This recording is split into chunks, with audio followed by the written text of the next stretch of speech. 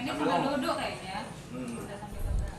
Sidang gugatan yang diajukan oleh 16 pegawai perusahaan jasa ketenagakerjaan terhadap pemilik perusahaan bernama Yeni Puspitasari dilakukan di Pengadilan Hubungan Industrial Palembang. Juru persidangan beragenda keputusan ini, Hakim Ahmad Sarifudin memutuskan menolak gugatan dari penggugat dikarenakan pihak tergugat tidak terbukti bersalah melanggar pasal 156 ayat 2 Undang-Undang Nomor 13 Tahun 2003 tentang ketenagakerjaan.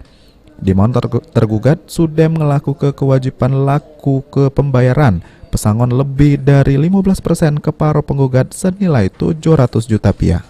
Dengan putusan tersebut, kuasa hukum tergugat yaitu Muhammad Gustririan ngato ke pihaknya puas atas putusan dari hakim. Di PHK yang sejatinya sudah disampaikan tadi, mereka mengundurkan diri, kemudian kita telah memberikan pesangon dengan beberapa kebijakan yang menurut kita itu adalah sudah cukup lebih begitu. Kemudian dalam proses persidangan PHI sampai dengan timbul keputusan, akhirnya gugatan mereka diterima sebagian dalam hal menetapkan bahwa mereka adalah karyawan murni. Namun dalam tuntutan mereka yang memintai pesangon sekitar 800 juta itu ditolak oleh majelis hakim.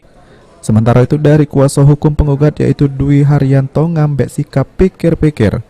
Sebelumnya gugatan diajukan berawal penggugat Ersad Leo beserta ke-15 para pegawai lainnya ini yang sudah mengundurkan diri menuntut kekurangan hak pesangon dari perusahaan atas pemberian pesangon ke para penggugat senilai 100 juta rupiah dari 700 rupiah yang sudah diberikan oleh perusahaan sebelumnya.